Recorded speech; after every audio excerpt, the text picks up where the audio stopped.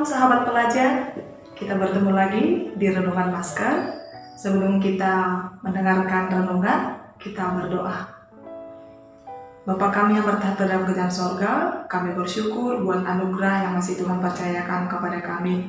Pada saat ini, kami akan merenungkan firman Tuhan, maka biarlah damai sejahtera daripada Tuhan menguasai hati dan pikiran kami, agar kami boleh menerima, mengerti, dan mengaplikasikannya dalam kehidupan kami sehari-hari.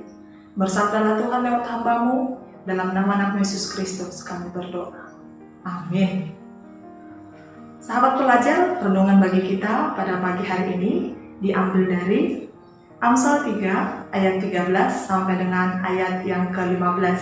Demikian firman Tuhan. Berkat dari hikmat.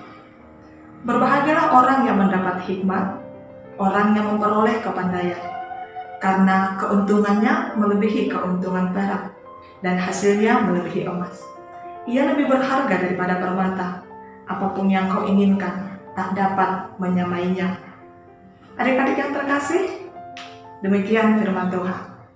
Dalam satu minggu ini, kita sudah dipenuhi dengan renungan akan hikmat.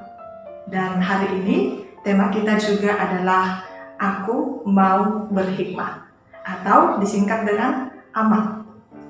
Adik-adik terkasih dalam Kristus Yesus, kita telah mendapatkan pengertian tentang apa itu hikmat. Ada hikmat surgawi, ada hikmat duniawi, dan berkat dari hikmat adalah hikmat surgawi. Maka dikatakan dalam ayat yang ke-13, berbahagialah orang yang mendapat hikmat. Siapakah orang-orang yang akan mendapatkan hikmat sehingga dia bisa berbahagia? Berarti adik-adik yang terkasih, hikmat itu tidak seperti bim salabim abrakadabra. Tidak langsung truk, kemudian kita menjadi berhikmat. Ternyata tidak.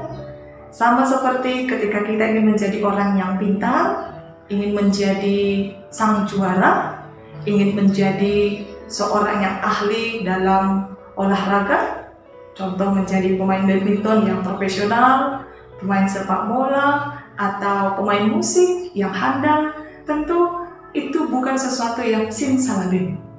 Ada proses untuk sampai di titik itu.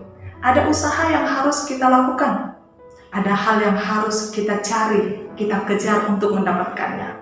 Maka hikmat juga demikian, adik-adik yang terkasih. Hikmat itu akan didapatkan oleh mereka yang mencarinya. Maka sahabat pelajar harus mencari dan mengejar hikmat itu agar mampu mendapatkannya. Bagaimana caranya? Kemana pergi untuk mencarinya? Tentu itu yang menjadi pertanyaan. Caranya adalah, bukankah dikatakan dalam Amsal 1 ayat 7, takut akan Tuhan adalah permulaan hikmat dan pengetahuan. Berarti ada lagu sekolah minggu mengatakan, bacalah Alkitab, doa tiap hari. Kalau mau tumbuh. Nah, kita harus mencarinya lewat hubungan yang baik dengan Tuhan setiap hari. Lewat merenungkan firman Tuhan. Lewat doa-doa kita. Lewat firman Tuhan yang kita aplikasikan. Kenapa? Karena ternyata hikmat itu hanya bisa kita temukan dari Tuhan. Karena Dia sumber hikmat itu. Kita lihat Amsal 2 ayat 6. Dikatakan di sana, karena Tuhanlah yang memberikan hikmat, dari mulutnya datang pengetahuan dan kepandaian. Berarti kita harus datang kepada Tuhan, harus meminta dan mencarinya kepada Tuhan. Berarti kita harus membangun hubungan yang baik kepada Tuhan. Nah, adik-adik terkasih, kalau kita sudah mencari hikmat itu, kenapa itu begitu penting dalam kehidupan kita? Apalagi sebagai pelajar. Dikatakan hikmat itu sangat memberikan keuntungan yang hasilnya lebih dari emas dan perak. Apa sih untungnya? Dalam Amsal 2 ada beberapa hal disebutkan keuntungan dari hikmat yang kita peroleh daripada Allah itu. Yang pertama adalah kita akan memperoleh pengertian yang baik dan benar. Kita tahu nih membedakan, oh ini yang baik, ini yang benar. Kita akan menjadi orang yang bijaksana, bisa mengambil keputusan yang tepat dalam kehidupan ini. Keputusan untuk cita-cita, keputusan dalam bergaul, keputusan dalam kehidupan sehari-hari, kita bisa menjadi orang yang bijaksana, tidak salah langkah. Dan kemudian kita akan menjadi orang yang jujur, orang yang adil, orang yang setia. Hikmat itu akan menuntun kita menjadi orang yang jujur, berkata yang sebenarnya. Hikmat itu akan bekerja dalam diri kita agar kita boleh bertindak adil dalam kehidupan ini. Bukankah itu adalah karakter yang diharapkan oleh setiap orang? Dan kemudian kita akan dikuatkan agar tidak gampang terjebak dalam nafsu kedagingan. Adik-adik, banyak orang gampang terpengaruh, tidak mampu menahan keinginan dagingnya.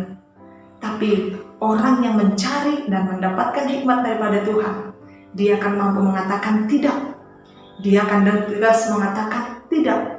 Dia akan berani mengatakan tidak untuk kedagingan yang merusak hidup iman dan masa depannya. Tentu sangat-sangat berharga, sangat-sangat luar biasa berkat dari hikmat itu. Maka kalau emas dan perak itu bisa dicuri oleh penyamun, bisa diambil oleh orang lain, tapi hikmat itu tidak akan bisa dicuri oleh orang lain. Jadi kejarlah yang terpenting dalam hidup ini, carilah hal yang terpenting dalam hidup ini, yaitu hikmat yang daripada Tuhan, agar kita menjadi orang yang berpengetahuan, orang yang sukses, orang yang senantiasa penuh dengan kejujuran dan keadilan. Selamat menerima hikmat daripada Tuhan, selamat diberkati oleh hikmat yang daripada Tuhan. Amin. Kita berdoa. Terima kasih Bapa buat firman-Mu yang telah Engkau perdengarkan kepada kami. Kami mau menjadi anak yang berhikmat. Maka biarlah Tuhan menganugerahkan hikmat itu kepada kami, agar kami boleh menjadi berkat dimanapun kami berada. Terpuji termulia Engkau ya Bapa, kehidupan kami pada satu hari ini, proses belajar, mengajar adik-adik kami yang terkasih, biarlah untuk mendatangkan, untuk menambah hikmat dan pengetahuan yang daripada Tuhan. Terpuji termulia Engkau ya Bapa, dalam nama Yesus Kristus kami berdoa dan mengucap syukur. Amin. Terimalah berkat yang datangnya daripada Tuhan Allah, kasih karunia dari Yesus Kristus, dan kasih setia dari Allah Bapa, serta persekutuan Roh Kudus yang menyertai saudara sekalian. Amin.